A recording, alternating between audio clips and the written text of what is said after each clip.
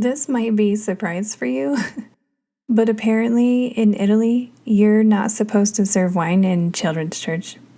Before we dive in there are 3 things that you need to know about the aforementioned statement. 1. I am incredibly sarcastic. Sarcasm runs extremely deep in my family. 2. Rosetta Stone did us a huge disservice. And 3. In Italy, they don't do communion with grape juice.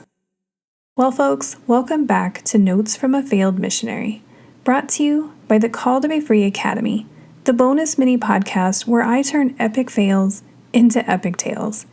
This is our last bonus mini episode from the series. It's been fun, but I would love it if you would leave a comment and let me know what bonus series you'd like me to do next. I'm your host, the queen of good intentions gone wrong, and today's mini episode is a doozy. This episode's got sarcasm, heart, and most importantly, a whole lot of God's grace. Close your eyes, if you will, and imagine, unless you're driving or on a treadmill, then please keep them open. I do not want to be the reason that things keep going wrong. Anyway, picture this. A tiny shed, older than most buildings in the United States, a gaggle of Italian kids, and 2 trays of communion elements. So here's the scene. We're in Frosinone, Italy, stationed in a shed behind the church that's basically a glorified storage closet that was built pre-flood era. No air conditioning, no heating, and a barn door that's hanging on by a prayer. It's like Noah's Ark, but instead of animals, we've got preschoolers and elementary kids bouncing off the walls.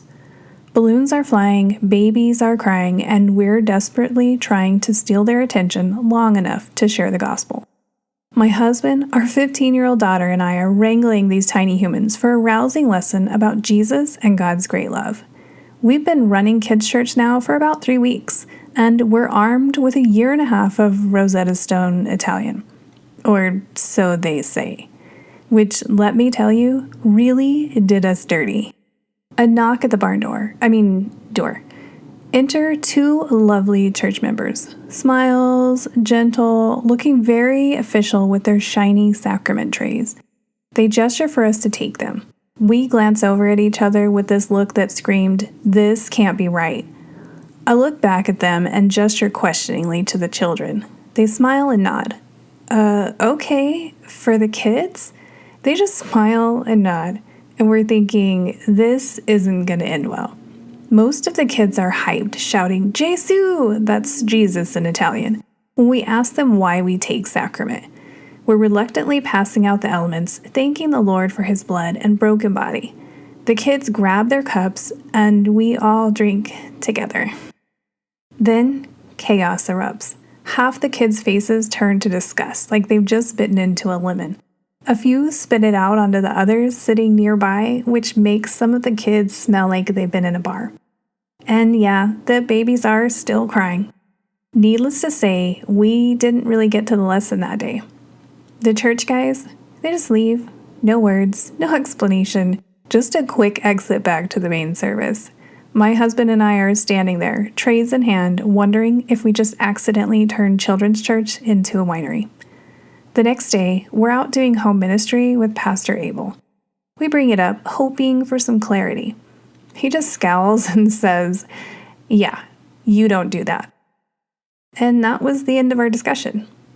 Oh, and that lovely Filipino family that we adored, they never came back. Coincidence? I don't think so. Now, let's rewind to how we even ended up in this shed. See, the church in Frosinone originally believed kids couldn't grasp salvation until they were older. Think, high school level. But then our family showed up. One Wednesday night during a prayer service, Pastor Abel asked everyone for prayer. The whole congregation, which for Wednesday night prayer is about 6 people, and then our family comes and nearly doubles the size. Anyway, we all come forward, including our 3 kids, ages 15, 7, and 6. The youngest barely old enough to tie their shoes. The little ones, who the church believed were too young to be saved, march right up, lay hands on Pastor Abel, and start praying in tongues. Tears start streaming down his face. He leans down and embraces them. The room got so heavy, you could feel the Holy Spirit doing a victory lap. That was the moment Pastor Abel's theology got a reality check, and we got the green light to start kids ministry. But clearly, we were not ready for the sacrament tray plot twist. Here's the thing though, we mess up, big time. We accidentally serve wine to kids, lose a family, and probably get labeled as the wacko American missionaries. Yeah, we pretty much offended the entire church. But God's grace, it's bigger than our blunders. Those kids in the sweaty, creaky shed, they still heard about Jesus the whole time we were there. And they even knew after 3 weeks that Jesus was the reason that we take sacrament and the reason for our salvation. Maybe, just maybe, they saw a little bit of God's great love through our fumbling attempts to share it. So here's my takeaway, friends. You don't have to be perfect for God to move through you. In fact, none of us are. So let's quit trying to be. You just have to show up, love hard, and trust that His grace will fill all those gaps, even when you accidentally turn children's church into a tasting room.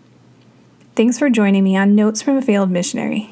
If this story made you laugh, cry, or maybe double check your communion cups, share it with a friend. Hit the subscribe and like or follow. Keep your eyes and ears peeled for my upcoming book, Notes from a Failed Missionary, where there will be plenty of stories. Until next time, keep failing forward and leaning into God's amazing grace. God bless.